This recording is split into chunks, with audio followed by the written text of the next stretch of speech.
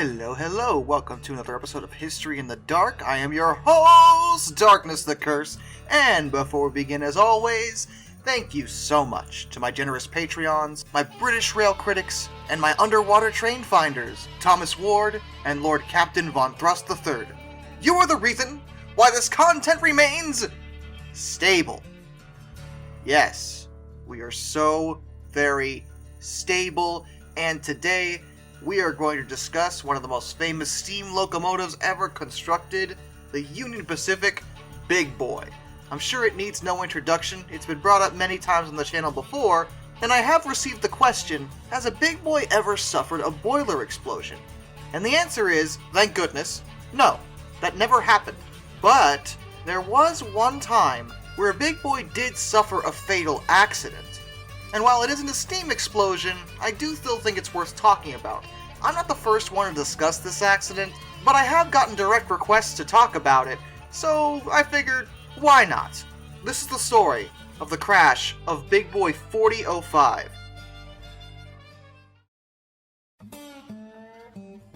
The date was April 27th, 1953, and Union Pacific Big Boy number 4005 had started out on a routine haul in southern Wyoming. The crew on board the locomotive that day was engineer Leo Murray, fireman Lawrence Andres, and brakeman James R. Anderton. At the rear end of the train, conductor James Walker and brakeman Ivan Schuriger were also on board. The train was 62 cars long plus the caboose. The Big Boy moved along at a decent clip, 55 miles per hour or so, and at 9:10 a.m. it passed through Wamsutter, Wyoming, heading westbound. At that same time, just 8.5 miles in front of them, a section gang was traveling east to Red Desert on a track motor car, so they could obtain a supply of switch ties. When they arrived at Red Desert, they were approached by a sheep herder. He wanted help getting his sheep across the tracks. If this sounds weird to anybody, well, you don't know farms very well, but to explain this wasn't just like 5 or 6 sheep.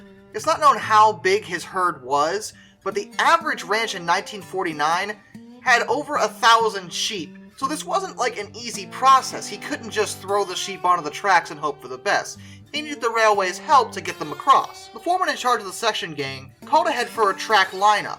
Once he received the lineup, he assigned one of the section men to proceed eastward and another westward to provide flag protection at each end of the line. The plan was for them to wait for one eastbound and one westbound train to pass, and then they were to provide protection for the sheep herder. As an additional precaution, 2 other section men were to open a switch in each main track, which led to the siding.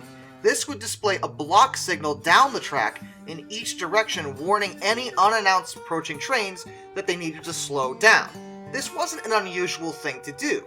The idea was to let the trains that were close enough pass by, since they couldn't warn them soon enough for them to really stop, and the ones that were further away would see the signal and stop on their own and wait for the signal to show all clear. The foreman unlocked both the switches, and the section men were instructed to open the switch on his hand signal. He then walked back to the sheep herder, which was 300 yards away from the switch, to explain to him exactly what they were going to do. 4005 chuffed along, unaware of what was happening, and had things gone according to plan, all would have been fine. But that's not what happened on that day. What actually happened is that as 4005 approached, one of the section men opened the siding switch. Only after he did this did he see the locomotive heading straight towards him. He immediately tried to change the switch back before the engine passed, but it was too late for that. The engineer threw on the emergency brakes, but there was just no room to slow the train enough to avoid a catastrophe.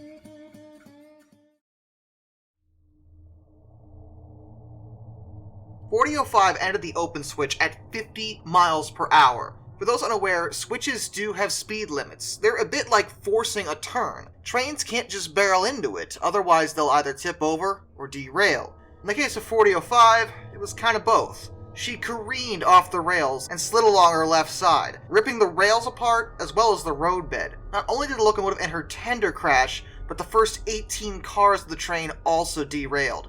The cab of the locomotive was destroyed because the tender tore into it. The freight cars piled on top of each other and wound up in a stack up to 70 feet high. The products the train was hauling were thrown all over the place too. Tractors, dead pigs, typewriters, sewing machines, and all sorts of other stuff. It was a complete mess. The crew in the rear of the train was alright. They were shook up a bit, but they didn't derail. The front-end crew was not so fortunate. Engineer Leo Murphy and fireman Lawrence Andres were killed instantly. Somehow, though, the front brakeman, James Anderton, was alive, at least at first. Rescue workers had a heck of a time getting to Anderton. He was pinned inside the destroyed cab between the locomotive and the tender. For one thing, 4005 was venting steam, and it took nearly 25 minutes for it to stop. And even if it wasn't, it's a big boy. It's huge and heavy. This wasn't an easy task to get in there. A doctor on scene was able to reach through a narrow opening and administer a dose of morphine to help him out, and he requested a drink of water as well as a cigarette.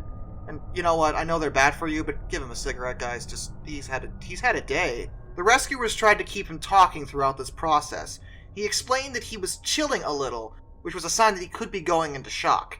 The rescuers succeeded in getting Anderton out of the cab, but unfortunately he would later die at 10:57 a.m. on Wednesday, April 29th, just 2 days after the accident.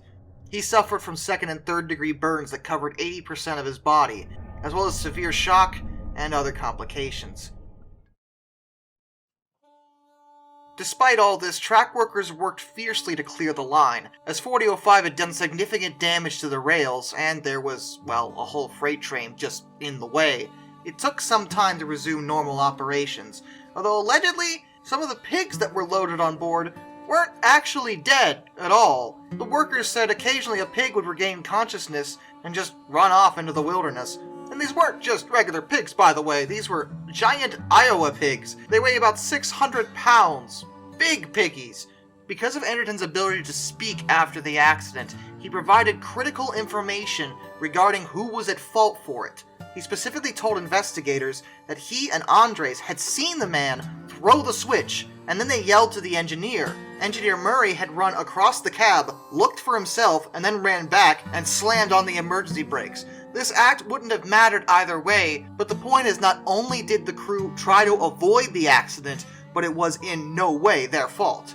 The investigation centered around Puerto Rican section worker Ralph Vicente, who required an interpreter because he didn't actually speak much English. According to him, the foreman had shown him how to operate the switch, and when the foreman walked back to the sheep herder, it was the foreman who left the switch in the open position. This was determined to be just the most blatant lie possible. Not only did Anderton specifically say he saw a single man, Vicente, throw the switch, but had the switch been thrown sooner, 4005 would have been able to see the signal and brake earlier. Whether or not the accident still would have happened is debatable, but they would have been going a lot slower, and they might have actually lived through it.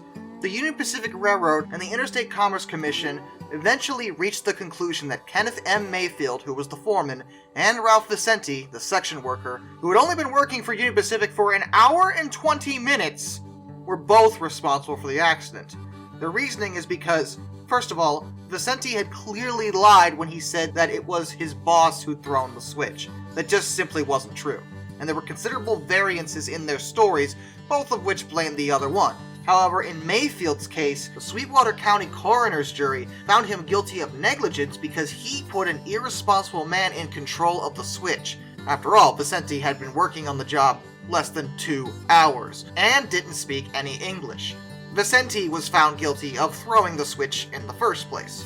And as for 4005, well, if there's one good thing to say about this story, she was rebuilt. And not only that, she was held for preservation. She's still around today at the Forney Museum of Transportation in Denver, Colorado, showing little sign of having ever been in such a catastrophic accident. And I guess the lesson here is that if you've been working a job, any job, and you literally just started, just do what your boss tells you.